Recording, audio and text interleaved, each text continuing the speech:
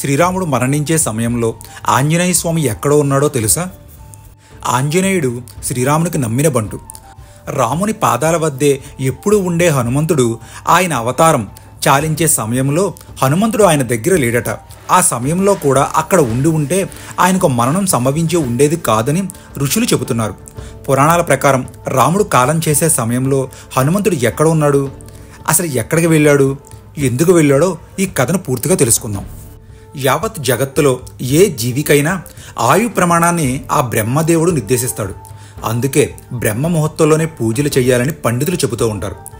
జీవుల ఆయుష్ తీరినప్పుడు వారిని అంతమొందించేందుకు బ్రహ్మదేవుడు కాలపురుషుణ్ణి పంపుతాడు. అలా శ్రీరాముల వారి అవతార సమాప్త సమయంలో బ్రహ్మదేవుడు ఆయనను తమ అవతారం ఉపసంహరించమని కోరడానికి కాలపురుషుణ్ణి రాముని వద్దకు పంపుతాడు.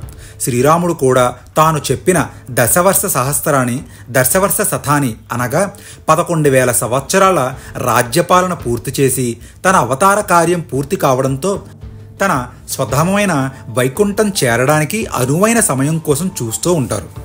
శ్రీరాముడు అవతారం చాలించాలంటే కాలపురుషుడు రాముడున్న అయోధ్యలోకి ప్రవేశించాలి. ఆ నగరానికి కాపలాగా ఉన్న హనుమంతుల వారిని దాటి రావాలి. హనుమంతుడు కావలి ఉన్నంతసేపు కాలపురుషుడు అంటే యముడు లోపలికి రాలేడు. ఈ విషయాన్ని గ్రహించిన శ్రీరాముడు తన అంగుళీకం తన భవనంలో ఉన్న నేలపైన చిన్న బీటలోకి పడవేసి హనుమంతుణ్ణి ఆ ఉంగరం పట్టుకురమ్మని ఆజ్ఞాపించాడని బ్రహ్మాండ పురాణంలో ఉందని పండితులు చెబుతున్నారు. ఇక శ్రీరాముని ఆజ్ఞ మేరకు హనుమంతుడు కామరూపం అంటే సూక్ష్మరూపం ధరించి చిన్న కీటకంగా మారి ఆ బిలంలోకి వెళ్తారు. వెళ్ళగా పాతాళ బిలం వద్దకు చేరుకుంటాడు. అక్కడ వాసుకి అనే మహర్షి ఆయన్ను గుర్తించి ఆయన్ని గౌరవించి వచ్చిన కార్యం గురించి అడుగుతాడు. శ్రీరాముల వారి అంగుళీకం గురించి చెప్పి ఆ చోటు చూపించమని అభ్యర్థిస్తాడు. అప్పుడు వాసుకి ఆయనను ఉంగరాలన్నీ గుట్టగా పడి ఉన్న చోటును చూపించి అందులో రాముని ఉంగరం ఉంటే తీసుకోమని చెబుతాడు. శ్రీరాముని ప్రార్థించి తీసిన మొదటి ఉంగరం అదృష్టవశాత్తు శ్రీరాముని ఉంగరంగా గుర్తించి ఆనందిస్తాడు హనుమంతుడు. అది చూసిన వాసుకి మరొకటి చూడు అని చెప్పగా హనుమంతుల వారు మరొక ఉంగరం ఆ గుట్టలోంచి తీస్తాడు. అది కూడా అచ్చం శ్రీరాముని ఉంగరాలనే ఉంటుంది. అలా అక్కడ గుట్టగా ఉన్న అన్ని ఉంగరాలు కూడా శ్రీరాముని ఉంగరాలే అని తెలిసి ఆశ్చర్యపోతాడు హనుమంతుడు. అది చూసి ఆశ్చర్యపోయిన హనుమంతుడు, స్వామి ఏమిటి ఈ మాయ, క్షుణ్ణంగా వివరించండి అని ప్రార్థించగా వాసుకి చెబుతాడు, ఇవన్నీ కూడా శ్రీరాముని ఉంగరాలే. ఇవన్నీ ప్రతి కల్పంలో శ్రీరాముడు అవతారం స్వీకరిస్తారు. ఆయన అవతారం సమాప్తి సమయంలో ఒక ఉంగరం వచ్చి పడుతుంది. దాన్ని వెతుక్కుంటూ ఒక మర్కటం వస్తుంది. ఇదే ప్రశ్న అడుగుతుందని, ఇప్పటికి ఎన్నో కల్పాల నుండి ఇదే జరిగే తంతు అని, రాబోయే రాముల ఉంగరాలు ఉంచే స్థలం కూడా ఉందని చెబుతాడు వాసుకి. అది విని హనుమంతులు ఆశ్చర్యపోతారు. శ్రీరాముడు అనంతుడు. అలా ప్రతి కల్పంలోనూ ఇలా వస్తూ ఉంటారు. తాను చెయ్యాల్సిన కార్యం పూర్తయిన తరువాత అవతారం చాలించి వెళుతూ ఉంటారని చెప్పాడు. ఇప్పుడు కూడా ఇలాగే శ్రీరామ అవతారం సమాప్తిని ఆపే శక్తి హనుమంతుకు లేదని చెబుతాడు. కాలం అనంతం. అనాది నుండి ఈ కాల ప్రవాహంలో ఎన్నో కల్పాలు వచ్చాయి పోయాయి, అలాగే వస్తాయి పోతాయి కూడా. కానీ ఎప్పటికీ ఆ పరబ్రహ్మం మాత్రమే శాశ్వతం. ఆయన లీలలు అనంతం.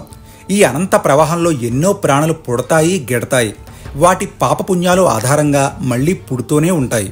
పుట్టిన ప్రతిదీ కాలగర్భంలో కలవక మానదు. చివరకు అవతారం స్వీకరించిన పరబ్రహ్మ స్వరూపమైనా సరే, ఏ జీవి అయినా ఆ కాల స్వరూపమే పరబ్రహ్మం. చివరకు అన్నీ ఆయనలోనే లీలమవుతాయి. ఈ విషయం మన సనాతన ధర్మం మాత్రమే చెప్పింది. ఈ నాటకం నిరంతరం జరుగుతూనే ఉంటుంది. ఈ నాటకం రక్తి కట్టించడానికి స్వామి కూడా ఒక పాత్ర ధరిస్తాడు, రంజింపజేస్తాడు, ధర్మాన్ని నిలబెడతాడు. జగన్నాటక సూత్రధారిని నమ్మి ఆయనను పట్టుకున్నవాడు హనుమంతుడిలా చిరంజీవిగా నిలబడతాడు. ఈ కాల ప్రవాహాన్ని దాటగల నావ కేవలం ఆయన మీద భక్తి, ఆయనకు శరణాగతి చేయడమే. అందుకనే యముడు ఆయన నామాన్ని పట్టుకున్న హనుమంతుడి వద్దకు వెళ్ళలేడు. అటువంటి హనుమంతుణ్ణి త్రికరణ శుద్ధిగా పట్టుకున్న భక్తులను అకాల మృత్యువు పట్టదు. అన్ని కాలాలలో రక్షించి ముక్తిని ఇచ్చే ఆ పరబ్రహ్మ అఖిలాండ కోటి బ్రహ్మాండ నాయకుడే మనల్ని ఉద్ధరించగలిగినవాడు. వాసుకి చెప్పిన ఈ మాటలకు హనుమంతుల వారు ఆశ్చర్యపోయారు. హుటాను నా ఉంగరం తీసుకుని అయోధ్యకు పయనమయ్యాడు. తరువాత ఏం జరిగిందో మరొక వీడియోలో వివరిస్తాను.